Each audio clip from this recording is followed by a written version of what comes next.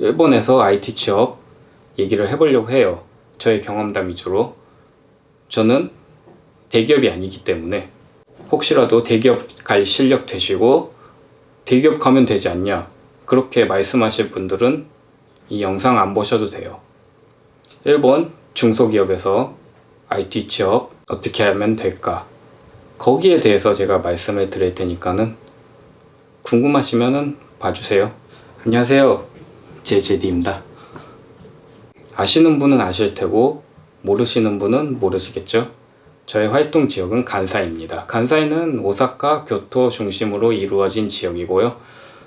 저는 오사카에서 회사를 다니고 있습니다. 이번에 회사의 비전 그리고 여러가지 사정으로 인해 이직을 고려하게 되었는데요. 경력은 10년 좀 안 되는데 여기저기 서류를 넣어 보니까는 3군데 중에서 한 군데는 면접을 보러 오라고 하더군요. 면접은 그 회사마다 다른데 1대1이 가장 많았고 면접관 2명, 3명 들어오는 회사도 있었어요. 면접 보면서 충격을 받은 게 2가지 있는데, 첫 번째로 이력서를 손으로 써오라는 거예요. IT 회사인데 거긴 뭐든 손으로 처리하나?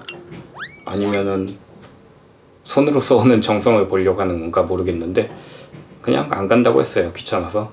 그리고 2번째로는 면접을 본 지 꽤 됐는데 연락이 안 와요. 처음으로 면접 본 회사는 2달이 넘었는데 아직까지 연락이 없고요. 중간중간에도 몇 회사 있는데 거기도 1달 넘어도 연락이 없더라고요. 뭐 그다지 가고 싶은 회사가 아니어서 결과 어떻게 됐냐고 그렇게 물어보진 않았어요. 면접 질문 내용은 모든 회사가 비슷비슷해요. 자기소개해라, 이직 왜 하려고 하냐, 그리고 경력직이니까 경력증명서 제출하죠. 경력증명서에 나와 있는 프로젝트에 대해서 설명을 해달라. 회사 입사하면은 뭐를 하고 싶냐, 그런 질문이 주를 이루어요. 면접 제일 받은 회사 중에서는 대기업도 있었는데 대기업 사원 수만 보면 대기업이에요. 1000명 넘어가는 회사 있었는데 이런 대기업은 다 파견직에서만 면접 제의가 오더라고요. 참 연봉이 너무 저렴해서 거절했고요. 그런 이유도 있지만 돈도 돈이지만 제가 회사를 입사를 해가지고 이직을 한 번도 안 했기 때문에 그런 파견직 가서 잘 적응을 할 수 있을까, 그런 리스크를 감당할 수가 없어가지고 거절한 것도 있고요. 특히 갑질 문화, 저는 겪어보지를 않아가지고 그런 두려움도 있어서 거절을 했습니다. 그 외에도 몇 군데 내정을 받았는데 그렇게 연봉 인상률이 높지가 않더라고요. 그래서 가장 편해 보이는 대로 결정을 했습니다. 구인표에 몇 살 그리고 몇 년 경력이면 이 돈을 주겠다, 그런 예시는 써 있는데 그 연봉이랑 실제로 받는 연봉이랑 괴리가 참 크더라고요. 뭐 아쉬운 사람이 양보하고 가야겠죠. 이직 활동도 지쳐가지고 결정을 해버렸습니다. 후회는 안 해야 될 텐데 잘 모르겠네요. 이런 거 보면은 일본은 취업 잘 된다, 일자리 많다 하는데 자기 입맛에 맞는 그런 일자리는 찾기가 힘든 것 같아요. 면접 제일 많이 받았고 내정도 몇 군데 받았고 그런 거에 감사해야겠죠. 저렴한 임금에 이것저것 많이 하는 사람을 구하고 싶은 거는 어느 회사나 마찬가지인 것 같아요. 10년 전쯤인가 일본으로 IT 취업 붐이 일었죠. 지금도 일본 취업 생각하시는 분들이 계실지도 모르겠지만은 몇 가지 장단점이 있어요. 일단 장점부터 말씀드려 볼게요. 일본도 점점 야근을 배제하는 분위기가 조성되고 있어서 야근을 많이 안 해요. 물론 하게 되면 야근 수당이 나와요.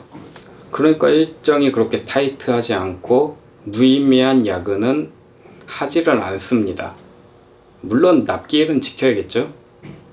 저는 올해 들어서 야근 1시간도 안 했어요. 그리고 스케줄이 계속 늘어나는 바람에 일정에 너무 여유가 있네요. 일본 교통비가 비싼데 교통비는 전액 회사에서 지급을 해주기 때문에 교통비는 따로 들질 않고요. 정기권을 구매하게 되면은 그 구간 내에서 자유롭게 왔다 갔다 할 수 있으니까는 그것도 좋고요. 그리고 단점으로 넘어가게 되면은 월급에서 공제액이 너무 많아요. 한국에서 몇천 원 나오는 지방세가 일본에서는 몇십만 원이 나오기도 하고, 4대 보험 중에서 의료보험은 혜택을 받고 있으니까는 뭐 이건 낼 수 있어요. 근데 연금, 이걸 받을 수 있나 그런 기대감도 없는 연금, 그걸 월급에서 10%를 떼가요. 회사 부담금까지 합치면은 매달 20%를 공단에 내는 거예요. 근데 교통비도 연금 산정 기준에 포함이 되기 때문에 교통비를 많이 받으면 많이 받을수록 연금 부담액이 늘어나요. 그리고 무의미한 회의가 많아요.